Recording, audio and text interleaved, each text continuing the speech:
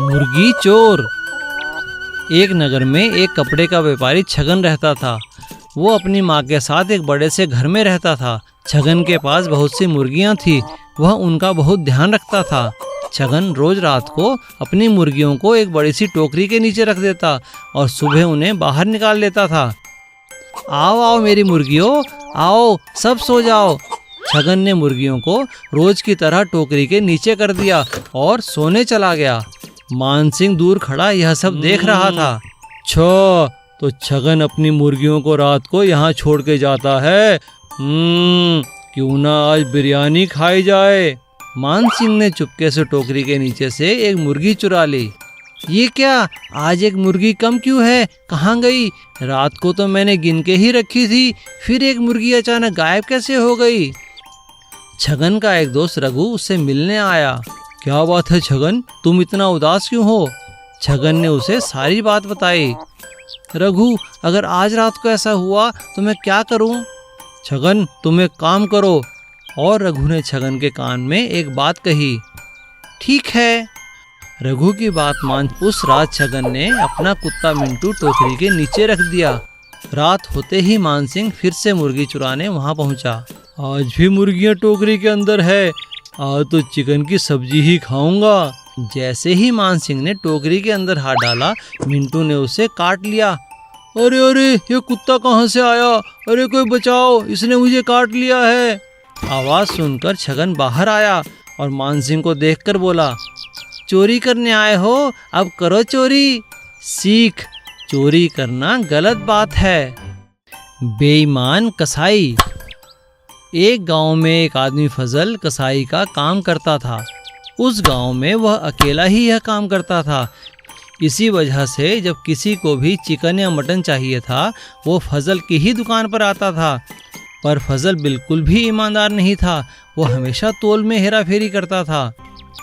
भाई फजल, जरा 1 kilo chicken तो देना। हाँ हाँ, क्या बात है मदन भाई, आज बहुत खुश लग रहे हो।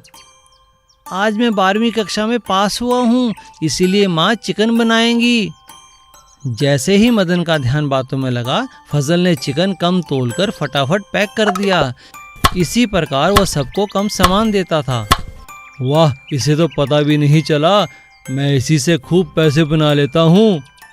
एक दिन फजल के पास एक सिपाही आया। फजल, मंत्री ने कल सुबह 25 किलो मटन मंगवाया है, ये लो पैसे, और सुबह सबसे पहले उनके घर मटन दे आना। ठीक है, मैं दे आऊँगा। फजल अपनी आदत से मजबूर था। उसने केवल 20 किलो मटन ही तैयार किया और मंत्री के घर दे आया। तुमने फजल से कितना मटन मंगवाया था? जी 25 किलो। तो फिर ये मटन कम कैसे पड़ा? पिछली बार जब मैंने दूसरे गांव से 25 किलो मटन मंगवाया था तब तो ज़्यादा था। इस बार ऐसा क्या हुआ? लगता है बावर्ची ने मटन गायब किया है। बावर्ची को बुलाओ। जी हुजूर, कहिए। क्यों भाई, पिछली बार तो मटन बच गया था, और इस बार क्या हुआ? खाना कम क्यों पड़ा? क्या तुमने मटन गायब कर दिया? नहीं जनाब, मैंने तो सारा मटन बनाया था, जितना भी आया था मैंने बना दिया, मेरा उसमें कोई कसूर नहीं है। तो फिर ये जरूर फजल ने ही किया है, फजल को बुलाओ। और फजल वहाँ आता है। फजल, तुमने मेरे साथ बेईमानी की है, इसकी सज़ा तुम्हें जरूर मिलेगी। नहीं हुजूर, मुझे माफ़ कर दीजिए, मैं दोबारा ऐसा नहीं करूँगा। पर मंत्री ने फजल की एक ना सुनी और राजा को कहकर फजल को जेल में बंद करा दिया। सीख, बेईमानी का घड़ा कभी ना कभी तो फूटता ही है। बाइक चोर। एक नगर के बॉर्डर पर एक ईमानदार पुलिस वाले रामचरण की ड्यूटी लगी हुई थी। वह बहुत ही ईमानदारी से अपना काम करता था। सभी गाड़ियों को अच्छे से देखकर ही जाने देता। एक दिन रामचरण नाके पे खड़ा था, तभी एक युवक बाइक पर वहां से जाने के लिए आया। क्या नाम है तुम्हारा? क्या लेके जा रहे हो? साहब, मैं तो बस एक पौधों का व्यापारी हूँ, वही लेके जा रहा हूँ। दिखाओ। देख लो साहब। रामचरण को सब ठीक लगा, इसीलिए उसने युवक को जाने दिया। कुछ दिनों बाद युवक फिर से वहां से गुजरा। इस बार भी रामचरण को कुछ गड़बड़ नहीं लगी, इसीलिए उसने उसे जाने दिया। इस लड़के को इतनी दूर से पौधे लाने की क्या आवश्यकता है? कुछ तो गड़बड़ है जिस पे मेरा ध्यान नहीं गया। अगली बार दोबारा देखूंगा। 2 दिन बाद युवक फिर से वहां से गुजरा। इस बार भी वह कुछ पौधे लेकर जा रहा था। कुछ तो बात है जिस पे मेरा ध्यान नहीं गया। क्या यह पौधों में कुछ लेकर तो नहीं आता, या फिर और कुछ गड़बड़ है? अरे यह क्या, यह तो हमेशा अलग अलग बाइक पर आता है। कहीं ये बाइक चोर तो नहीं? ओहो, अब तो दूर निकल गया होगा। चलो अगली बार देखूंगा। 2 दिन बाद फिर वह युवक बाइक पर पौधे लेकर आया। तब रामचरण ने उससे बाइक के कागज मांगे, जो कि उसके पास नहीं थे। रामचरण ने उसे पकड़कर जेल में डाल दिया। अच्छा बच्चू, हम इसे चालाकी, अब सड़ो जेल में। सीख, कोई कितनी भी चालाकी करे पकड़ा ही जाता है। सब्जी वाला किसान। एक गांव में एक छोटा किसान माधव रहता था। उसका एक छोटा सा खेत था जिसमें वह सब्जियां उगाता था। वो हमेशा अपने खेत में देसी खाद ही डालता था।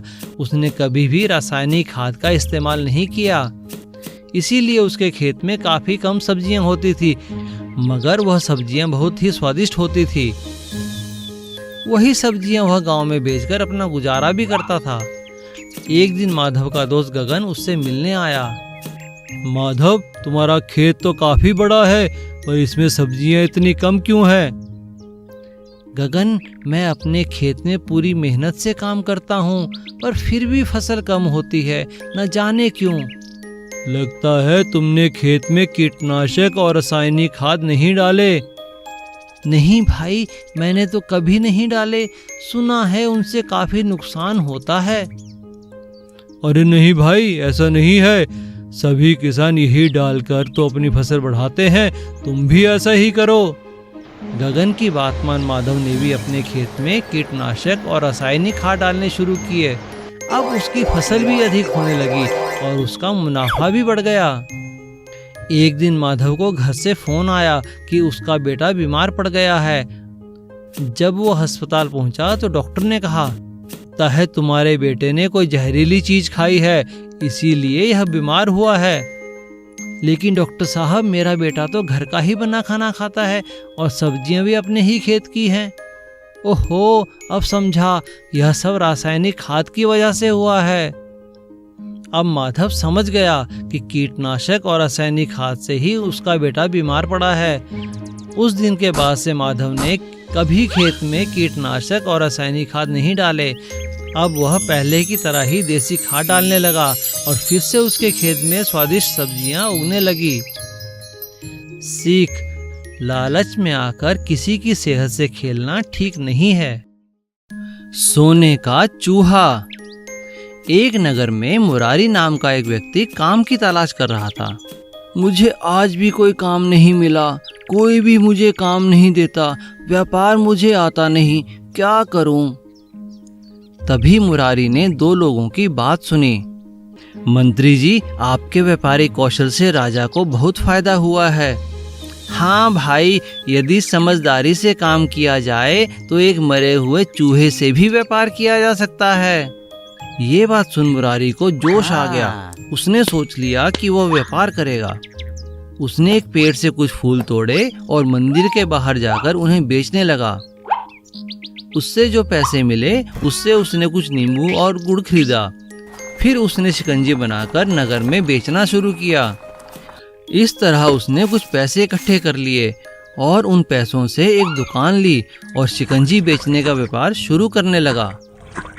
कुछ ही दिनों में उसका व्यापार चल निकला। उसकी शिकंजी की सब तारीफ करते थे।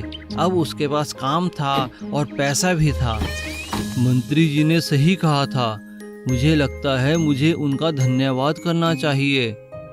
उसने एक सोने का चूहा खरीदा और मंत्री जी के पास गया और मंत्री जी से बोला, मंत्री जी, आज आप ही की वजह से मैं कामयाब हो पाया हूँ।